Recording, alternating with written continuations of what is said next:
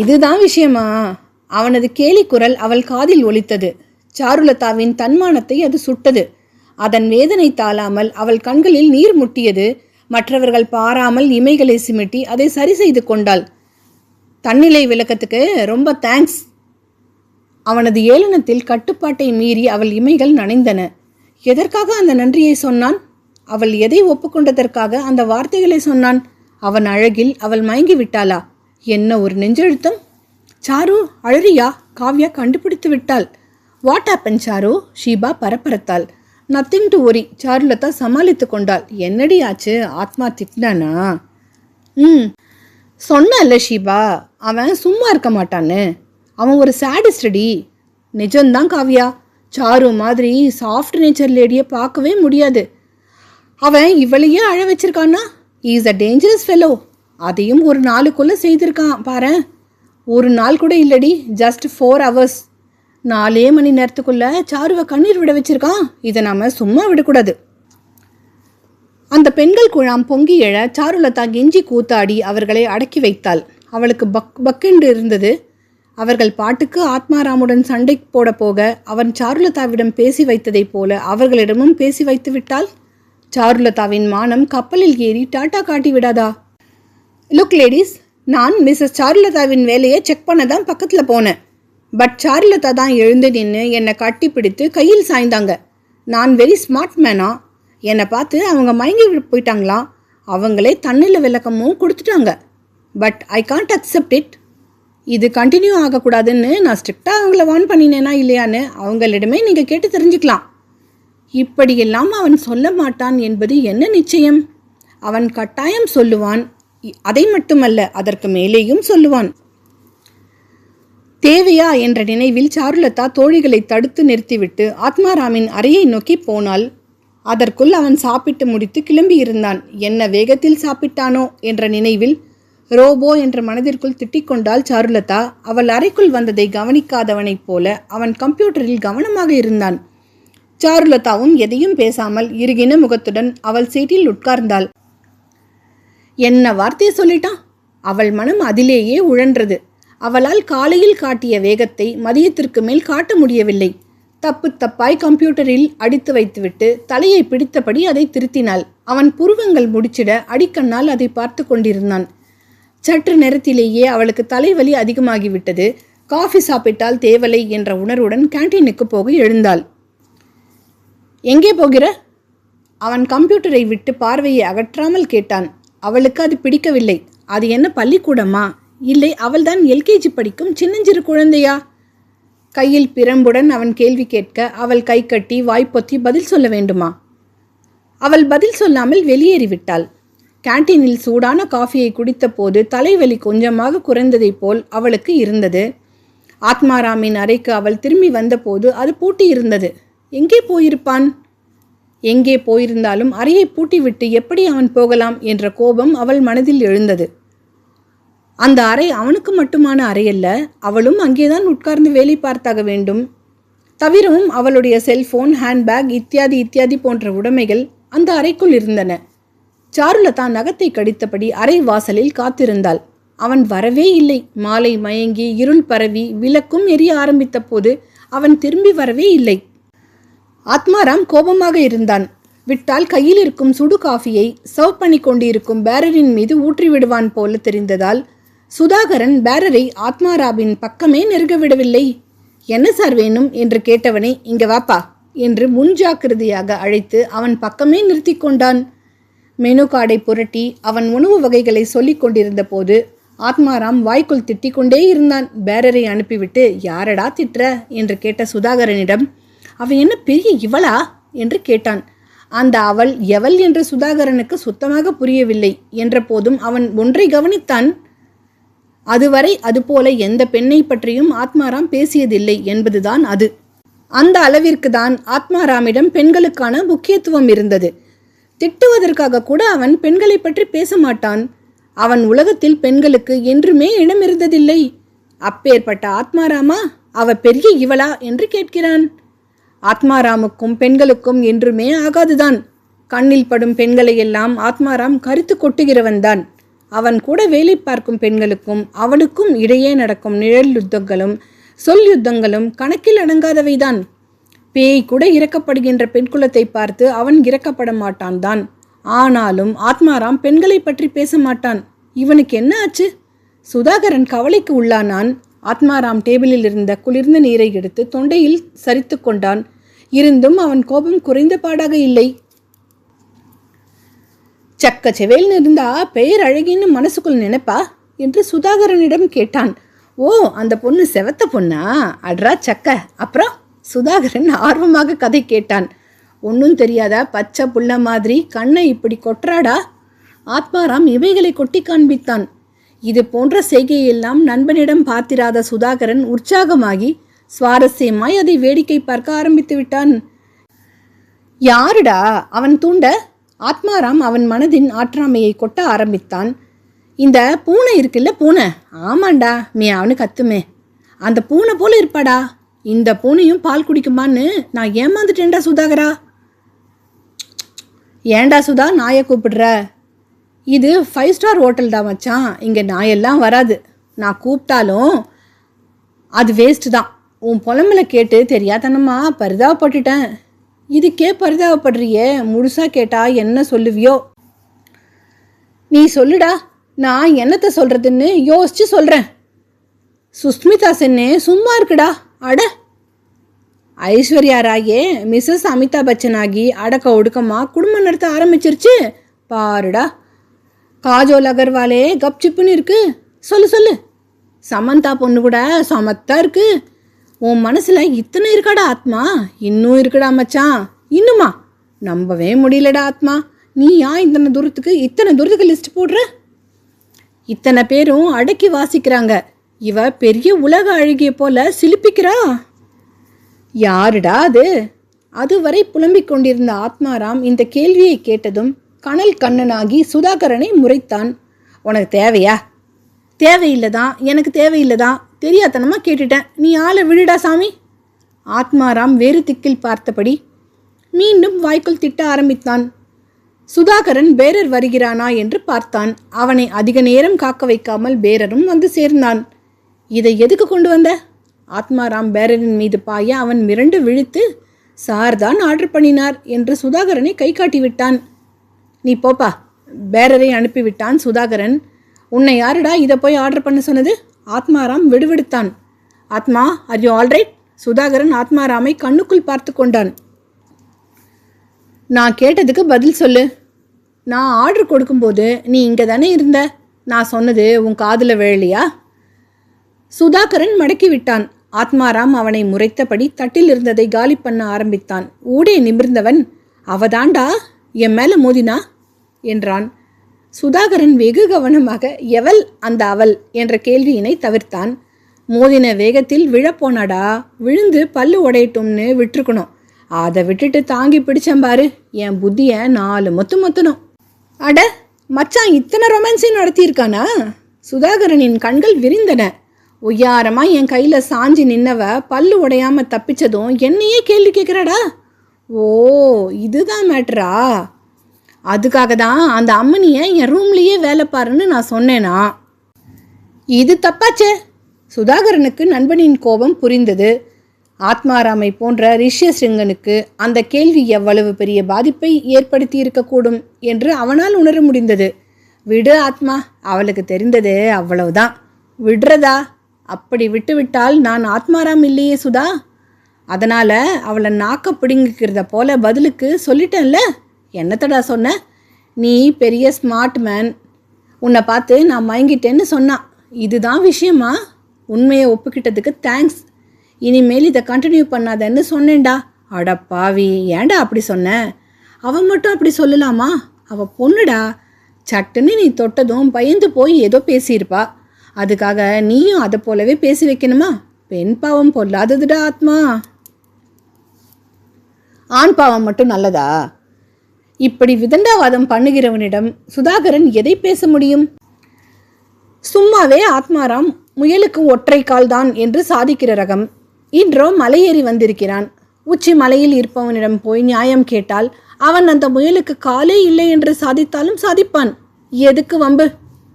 எப்போது ஆத்மா மலையேறினாலும் சுதாகரன் எடுக்கும் முடிவை அன்றும் எடுத்துவிட்டு அக்கடாவென்று முன்னால் இருந்த தட்டை தொட முனைந்தான்.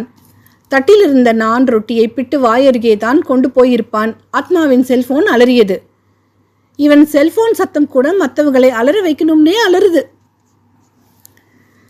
சுதாகரனின் செல்போன் அலராது இனிமையான இசையை ரிங்டோனாக பதிந்து வைத்திருந்தான். அதை போன்ற ஓர் பதிவை ஆத்மாராமுக்கு சிபாரிசு செய்த போது அவன் செல்போனுன்னா அலறணுண்டா, சினுங்கக்கூடாது என்று சொல்லிவிட்டான். ஓஹோ, இவனுக்கு தெரியுமா மெல்லிசையின் வாசனை என்று சுதாகரனும் மேலே பேசாமல் விட்டுவிட்டான். அநேக நேரங்களில் இதே தலையிடா கொள்கையை தான் சுதாகரன் கடைபிடித்து வந்தான். தலையிட்டாலும் ஒன்றுமாக போவதில்லை.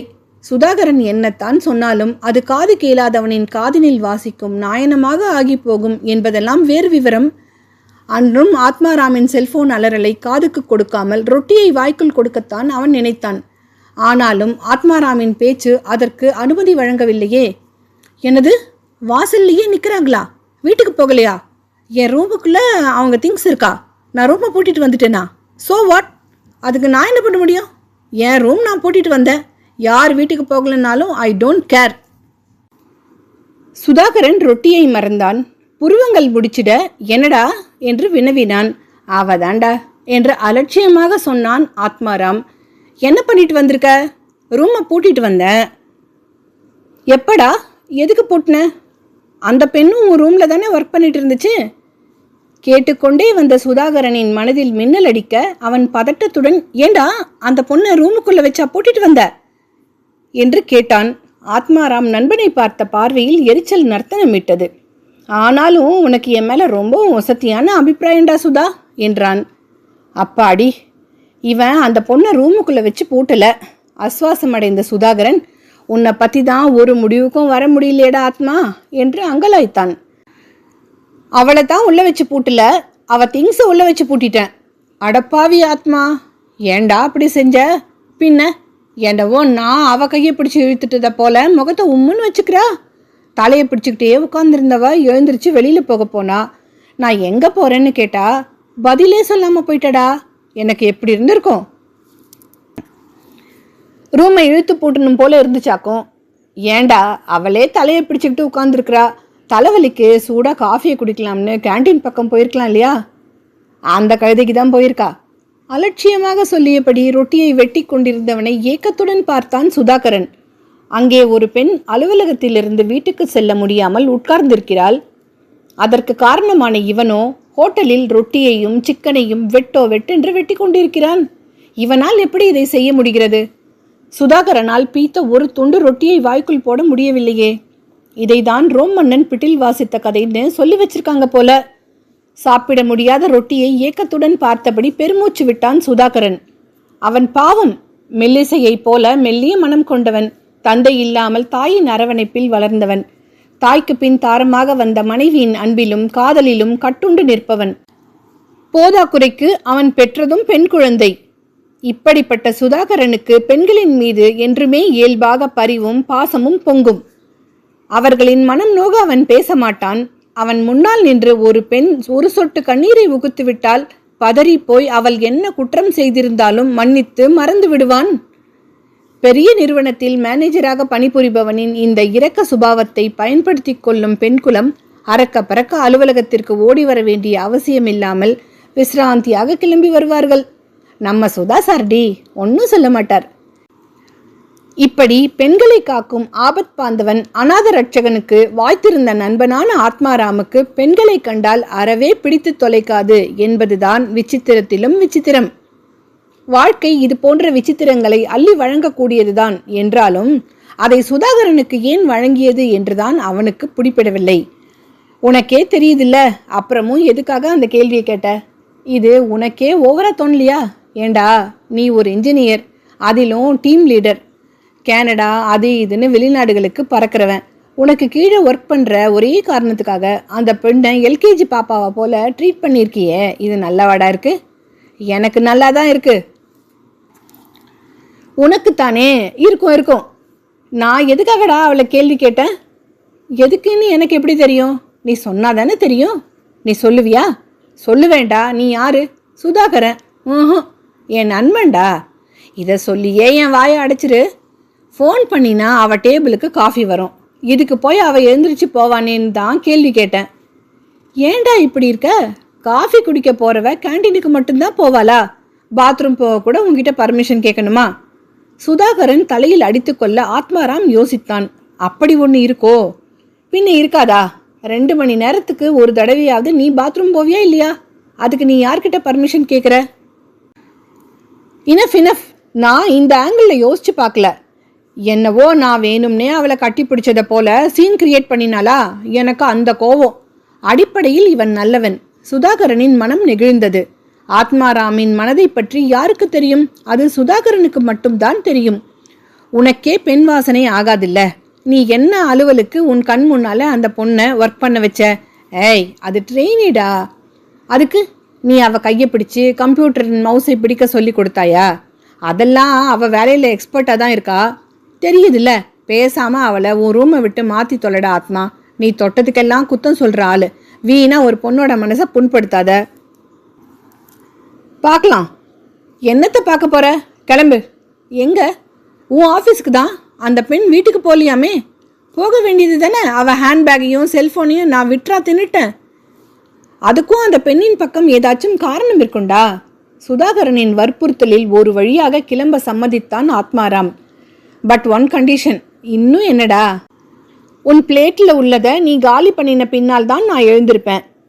ஆஹா, என்ன பாசம்டா மச்சான். இத்தனை நேரமா ஒத்த துண்டை பிச்சு வாயில் போட முடியாமல் நான் அல்லாடினது உனக்கு தெரியாதா? இப்போ மட்டும் பாசம் பொங்கி வழியுதோ? ஆமாம்னு தான் வச்சுக்கோ. ஏன் இப்போ நீ நான் சொன்னதை செய்வியா மாட்டியா?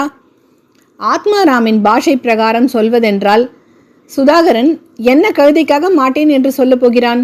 வயிற்றுப்பசியை தணிக்க ரொட்டிகளை பிட்டு அசுர வேகத்தில் உள்ளே தள்ளியவன் வாடா போகலாம் என்று எழுந்து கொண்டான். காஃபி? அதை உன் ஆஃபீஸ் கேன்டீன்லேயே வாங்கி கொடுக்க மாட்டியா? கட்டாயம் போகணுமா? ஆமாண்டா மச்சான், என் கண்ணில். ஒரு வழியாக ஆத்மாராமை கொஞ்சி கெஞ்சி அவனுடைய அலுவலகத்திற்கு தள்ளி கொண்டு போனான் சுதாகரன். வாசலிலேயே காத்திருந்த செக்யூரிட்டி, சாருலதா மேடம் உங்களுக்காக வெயிட் பண்ணிட்டு இருக்காங்க சார் என்று அறிவித்தான். எனக்காக எதுக்கு வெயிட் பண்ணணும்? பேசாமல் வீடு போய் சேர வேண்டியது தானே? கடுப்பானான் ஆத்மாராம். அதை தான் காவ்யா மேடம் சொன்னாங்க சார். என்னது காவ்யாவா? அவளுமா கூட நிற்கிறா? அவங்க மட்டும் இல்லை சார், ஷீபா மேடம், நீரஜா மேடம்னு நிறைய பேர் நிற்கிறாங்க. செக்யூரிட்டி கொடுத்த தகவலில் கலவரமானான் சுதாகரன். இந்த ஆத்மாராம் பண்ணி வைத்த வேலையினால் பெண்கள் ஒன்று சேர்ந்து போராட்டம் பண்ண வந்து விட்டார்களா என்ன? என்னடா ஆத்மா இது? இதுங்கெல்லாம் சித்தெரும்புங்கடா. சித்தெரும்புங்க காதுக்குள்ளே போனால் கலங்கடிச்சிருங்கடா. உனக்கு அது தெரியுமாடா? பேசாமல் வா சுதா. என்ன தான் சொல்லுதுகன்னு நானும் பார்த்துடுறேன். கனடா பக்கமாக 1 வருஷமாக ஒதுங்கி இருந்துட்டு வந்தா இதுகளுக்கு குளிர் விட்டு போயிருமா? ஆத்மான்னா டெரர்டா. என்னத்தையோ செய்து தொலை. மானசீகமாக தலையில் கை வைத்த சுதாகரன் நண்பனை பின்பற்றினான். ஆத்மாராமின் அரைவாசலில் பெண்கள் நின்றிருந்தார்கள். இவர்களில் யார் அந்த சாருலதா? தெரிந்து கொள்ள வேண்டும் போல் சுதாகரனுக்கு ஆவல் மேலிட்டது. ஆனானப்பட்ட ஆத்மாராமியே புலம்ப வைத்துவிட்ட அவள் யாராக இருக்கும் என்று பெண்களின் மத்தியில் அவளை பார்வையால் தேடினான் சுதாகரன். இப்படி செய்யலாமா ஆத்மா? அதிரடியாக ஆரம்பித்த காவ்யாவை இவளா அவள் என்று ஊன்றி பார்த்தான் சுதாகரன். ஷட்டப் காவ்யா, என்ன கேள்வி கேட்க நீ யார் என்று ஆத்மாராம் முறைக்கவும் இவள் அவளில்லை என்று மனம் தெளிந்தான். ஒவ்வொரு பெண்ணாக ஆத்மாராமிடம் நியாயம் கேட்க முயன்று தோற்று பின்வாங்கினார்கள். அவர்களில் எவருமே சாருலதா என்ற பெயருடன் இல்லை என்பதை மட்டும் சுதாகரன் கவனித்து கொண்டிருந்தான். அவர்களில் ஒருத்தி மட்டும் எந்த விதமான நியாயத்தையும் கேட்காமல் வேறு திக்கில் பார்த்து கொண்டிருந்தாள். அவள் முகத்தில் தெரிந்த மென்மையான அழகில் சுதாகரன் அதிசயித்தான். இவதான் அவளா? சுதாகரனிடம் ஆத்மாராம் கூறிய கதை ஒன்றாயிருக்க, சாருலதாவின் சிநேகிதிகள் கூறிய கதை வேறு ஒன்றாக இருந்தது. உனக்கு அவசரமாக ஃபோன் வந்தா நீ போக வேண்டியது தானே? எதுக்காக 5 மினிட்ஸில் வந்துடுறேன், நீ கேன்டீனில் காஃபியை குடிச்சிக்கிட்டு வெயிட் பண்ணுன்னு சாருக்கிட்ட சொல்லிட்டு போனோம். அவள் உனக்காக வெயிட் பண்ணி பண்ணி மூஞ்சு போயிட்டா. உன் ரூமை அவள் என்ன தூக்கிக்கிட்டா போக போகிறா? ஆஃபீஸில் ஒருத்தருக்கு ஒருத்தர் நம்பணும் ஆத்மா. நம்பிக்கை தான் வாழ்க்கை. உன் அட்வைஸ்க்கு தேங்க்ஸ் காவ்யா. நீ பேசாமல் இந்த வேலையை விட்டுட்டு இதை போல் அட்வைஸ் செய்கிற வேலை ஏதாச்சும் இருந்தால் செய்யலாம். நீ திருந்த மாட்ட ஆத்மா. அவர்கள் வழக்கடித்து கொண்டிருக்கையில் சுதாகரனுக்கு ஒரு விவரம் தெள்ளத் தெளிவாக புரிந்தது. ஆத்மாராம் வேண்டுமென்றே சாருலதாவிடம் சொல்லாமல் கொல்லாமல் அவள் கேண்டீனுக்கு காஃபி சாப்பிட போயிருந்த சமயத்தில் அவளுக்கு தெரியாமல் கதவை பூட்டி வந்துவிட்டான் என்பது சாருலதாவின் தோழிகளுக்கு தெரிந்திருக்கவில்லை என்பதுதான் அது. அவர்கள் கதையை மாற்றிச் சொன்னார்கள். இந்த பொண்ணு ஆத்மாவை காட்டி கொடுக்கல போல. சுதாகரனுக்கு ஆச்சரியமாக இருந்தது. ஆத்மாராம் அவளிடம் மல்லுக்கு நின்றிருக்கிறான்.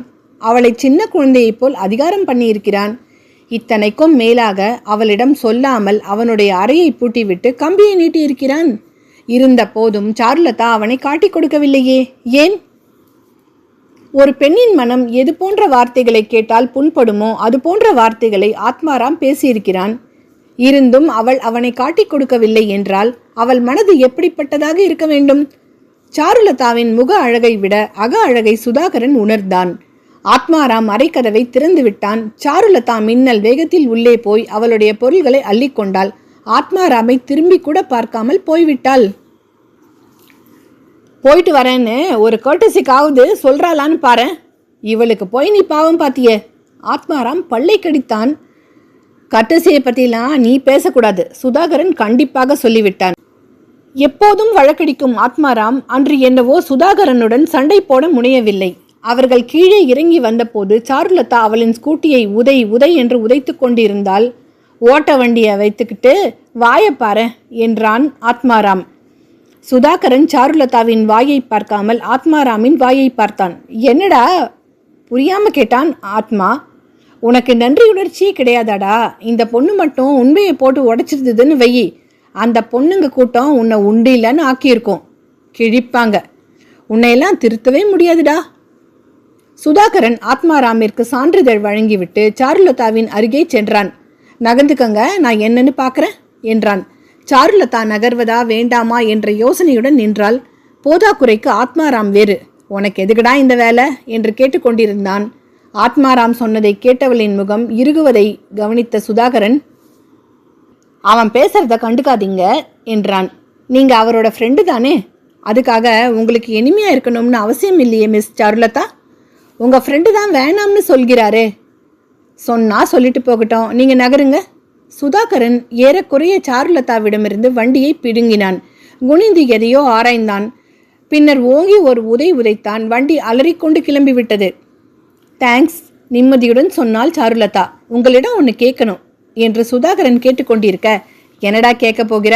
வண்டியை ரிப்பேர் பண்ணினதுக்கு சார்ஜ் கேட்க போகிறாயா என்று கனகாரியமாக கேட்டு வைத்தான் ஆத்மாராம். ஆத்மாராமாகப்பட்ட ஆத்மாவை முறைத்துவிட்டு சாருலதாவின் பக்கம் திரும்பிய சுதாகரன், இவன் பண்ணி வச்ச வேலையை உங்கள் ஃப்ரெண்ட்ஸ் கிட்ட சொல்லாமல் மறைச்சிட்டீங்களே, ஏன் என்று கேட்டான். உனக்கு அது குறையாய் போரிச்சாடா என்று முறைத்த ஆத்மாவை அலட்சியப்படுத்திவிட்டு சாருலதாவை கூர்ந்து பார்த்தான். இது எனக்கும் உங்கள் ஃப்ரெண்டுக்கும் இடையே நடக்கிற பனிப்போர். தேவையில்லாமல் மற்றவங்களை எதுக்காக நுழைய விடணும்னு தான் சொல்லலை. கேட்டுக்கிட்டியாடா? எல்லாம் கேட்குது. இப்படி நினைக்கிறவங்க எதுக்காக கூட்டத்தை கூட்டணும் சுதா? கதவு மூடியிருந்தா வீட்டுக்கு போக வேண்டியது தானே. என் திங்ஸ் உள்ள மாட்டி இருந்ததுன்னு சொல்லுங்க சார். அதை காலையில் வந்து எடுத்துக்க வேண்டியது தானே சுதா. திங்ஸ் இல்லாமல் வீட்டுக்கு போனால் என் அப்பா ஏன்னு காரணம் கேட்பார் சார். அவர்கிட்ட பொய் சொல்ல முடியாது, கண்டுபிடிச்சிருவார். கண்டுபிடிச்சி என்ன செய்வாராம் சுதா? என்கவுண்டரில் போட்டு தள்ளிடுவாரா? இவன் தெரிந்துதான் பேசுகிறானா என்று ஆத்மாவை கூர்மையாக பார்த்தால் சாருலதா. அவன் முகம் சாதாரணமாக இருக்க, செய்தாலும் செய்து விடுவார் சார் என்று ஆத்மாவை முறைத்தபடி சுதாகரனிடம் சொன்னாள். ஆத்மாவின் முகத்தில் கோபாலைகள் பரவ ஆரம்பித்தன. யாரை பார்த்து இவ மிரட்டுறா என்று கண்களாலேயே சுதாகரனிடம் கேட்டான். ஆத்மாவுடன் நயன பாஷையில் பேசுவதற்கு சுதாகரன் தயாராக இல்லை. எதற்கு வம்பு என்ற நோக்கத்துடன் சண்டையை தவிர்ப்பதற்காக, நீங்க கிளம்புங்கம்மா என்றான். பொருடா, என்னமோ பெருசா மிரட்டல் எல்லாம் வருது. அம்மனியோட அப்பா யாரா? என்கவுண்டர் ஏகாம்பரமா? ஆத்மா இகழ்ச்சியாக இதழ்களை மடிக்க, பரவாயில்லையே, உங்க ஃப்ரெண்டு கண்டுபிடிச்சிட்டாரே என்றாள் சாருலதா. அவள் முகத்தை பார்த்தால் பேச்சுக்காக சொல்வதைப் போல் இல்லாமல் இருந்ததில் சுதாகரன் குழம்பி போனான். ஏங்க, அவன்தான் சண்டைக்கு அலைகிறான்னா நீங்களும் அவனை போலவே பேசுறீங்களே என்று கேட்டான். இல்லை சார், உண்மையாக தான் சொல்கிறேன். என் அப்பாவுக்கு என்கவுண்டர் ஏகாம்பரம்னு ஒரு பட்டப்பெயர் இருக்கு. உங்கள் அப்பா யாருங்க? எஸ்பி சக்திவேல். எனது? சுதாகரன் ஆவென்று வாய்ப்பிழந்தான்.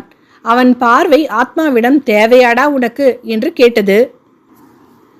போலீஸ் ஆபீசரோட பொண்ணுகிட்ட சண்டை வைத்துக்கிட்டு இருக்கிறானே, இவனை என்ன செய்தால் தேவலாம்? ஆத்மாவும் சரி சுதாகரனும் சரி எஸ்பி சக்திவேலை பற்றி நிறையவே கேள்விப்பட்டிருந்தார்கள். கர்ணன் கவச குண்டலத்துடன் பிறந்ததைப் போல சக்திவேலும் பிறக்கும் போதே காக்கி சட்டையுடன் பிறந்திருப்பாரோ என்று பொதுஜனங்கள் பேசிக்கொள்வதை பற்றி அவர்களுக்கும் தெரிந்திருந்தது. கடமை, கண்ணியம், கட்டுப்பாடு என்ற வசனம் பேசாமலே அந்த முறுக்கோடு இருப்பவர் என்று அவரை பற்றி அறிந்தவர்களின் வட்டாரம் கூறியது. ஏண்டாடே, அவரோட கட்டவரில் கம் இருக்கு, அது அவர் கையில் பிடித்திருக்கிற துப்பாக்கியோட ஒட்டி இருக்குன்னு ஊருக்குள்ள பேசிக்கிறாங்க. அந்த மனுஷன் பெத்த பொண்ணு கூட வம்பு வளர்த்தா அந்த ஆளு துப்பாக்கி தூக்கிட்டு வந்துட மாட்டாரா என்ற நண்பனின் காதோரமாக முணுமுணுத்தான் சுதாகரன். அப்பேற்பட்ட ஆளு பெண்ணை வேலைக்கு அனுப்பக்கூடாது, வீட்டுக்குள்ளேயே பூட்டி வச்சிருக்கணும். அப்போதும் அடங்குவேனா என்று அடம் பிடித்தான் ஆத்மா. அவனிடம் பேசினால் வேலைக்கு ஆகாது என்ற முடிவுக்கு வந்த சுதாகரன், நீங்க எஸ்பி சக்திவேலோட பெண்ணா என்று அதிகமாக ஆச்சரியப்பட்டான். இப்பதானே அதை சொன்னாங்க. ஆத்மா குறுக்கிட்டான். பொருடா பாருங்க சாருலதா, பயல் நல்லவன் தான், கொஞ்சம் கோபக்காரன். நீங்க எதையும் மனசுல வச்சுக்காதீங்க. சாருலதா அமைதியாக சுதாகரனை ஏறிட்டு பார்த்தாள். அவள் விழிகளில் தெரிந்த அதீத புத்திசாலித்தனத்தையும் மீறிய ஓர் விதமான அழகு அவளிடம் ஜொலிப்பதை சுதாகரனால் உணர முடிந்தது. என்ன மாதிரியான தேஜஸ் இது? நான் எதையும் மனசுல வச்சுக்கலன்னு சொல்ல மாட்டேன் சார். உங்க ஃப்ரெண்டு செய்யறது கொஞ்சம் ஓவரா தான் இருக்கு. பட் நானே சொன்னதை போல இதை நான் தான் ஃபேஸ் பண்ணணும். என் டேடியிடமோ ஃப்ரெண்ட்ஸுகளிடமோ பஞ்சாயத்து வைக்கக்கூடாதுன்னு நான் நினைக்கிறேன். That's all. சாருலதா பறந்து விட்டாள். அவளது ஸ்கூட்டியின் பின்புற விளக்குகள் புள்ளிகளாகி மறையும் வரை பார்த்தபடி அசையாமல் நின்றிருந்தான் சுதாகரன். ஆத்மா வீட்டு போர்ட்டிகோவில் காரை நிறுத்திவிட்டு வீட்டுப்படி ஏறினான். காலிங் பெல்லை அடித்தான். கதவை திறந்துவிட்ட பார்வதியின் கண்கள் கலங்கி இருந்தன. உள்ளே இருந்து வந்த சப்தம் அவள் எதற்காக அழுகிறாள் என்பதை கூறியது. வர வர இந்த வீட்டில் இருக்க முடியாம ஆயிட்டே வருது. வாயை திறக்கவே முடியல.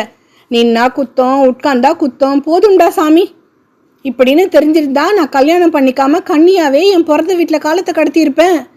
ஆத்மாராம் பல்லை கடித்தான். இந்த சப்தத்திலிருந்து தப்பித்து ஒரு வருட காலம் நிம்மதியாக இருந்த நினைவு அவனுக்கு வந்தது. திரும்பி வந்திருக்க கூடாதுதான். ஆனால் அவனை பெற்றவர்கள் இங்கே இருந்து அசைய மறுக்கிறார்களே, அவர்களின் முகத்துக்காக அவன் வந்துதானே ஆக வேண்டியிருக்கிறது. அவங்க சொல்றதுலயும் ஒரு நியாயம் இருக்குல்ல? பார்வதியிடம் கேட்டான். நீயும் ஏண்டா இப்படி சோதிக்கிற? பார்வதி பரிதாபமாக சொன்னாள். பின்ன என்னம்மா, கண்ணியாவே இருக்கிறது மேல்னு நினைக்கிறவங்கள பிடிச்சி அண்ணன் தலையில கட்டி வச்சா அவங்களும் தான் என்ன பண்ணுவாங்க? அவங்க ஆசைப்படி விட்டுருந்தா அண்ணனும் நிம்மதியா இருந்திருப்பான், நீங்களும் நிம்மதியா இருந்திருப்பீங்க. மகராசி வாயத்திருந்தா மூட மாட்டேங்கிறா. உன் அண்ணனுக்கு அவளை அடக்க முடியல. துப்பு இல்லைன்னு சொல்லுங்க. நீ வேற ஏண்டா இப்படி பேசி என் உயிரை குறைக்கிற? இந்த வேலையை நான் செய்யல, உங்க மருமக தான் செய்யறாங்க. ஆத்மா கோபத்துடன் மாடி ஏறினான். ஹாலில் அமர்ந்திருந்த சங்கரன் காதுகளுக்கு பஞ்சை கொடுத்திருந்தார். நெருப்பு கோழி மணலில் தலையை புதைத்துக்கிறத போல இவர் காதுல பஞ்சை வச்சு அடைச்சுக்கிறாரு. மாடியில் சீதாராமனின் அறையை கடக்கும்போது உள்ளே எதுவோ உடைப்படும் சத்தம் கேட்டது. இது வேறா என்று நினைத்து கொண்டான். நிச்சயமாக எதையும் சீதாராம் உடைத்திருக்க மாட்டான் என்பது ஆத்மாவிற்கு தெரியும். அந்த வீட்டில் கத்துவதும் உடைப்பதும் சீதாராமின் மனைவியான நித்யாவின் கைங்கரியம்தான். சீதாராம் பாவம் அதிர்ந்து கூட பேச மாட்டான். அவன் ஒரு வாயில்லா பூச்சி.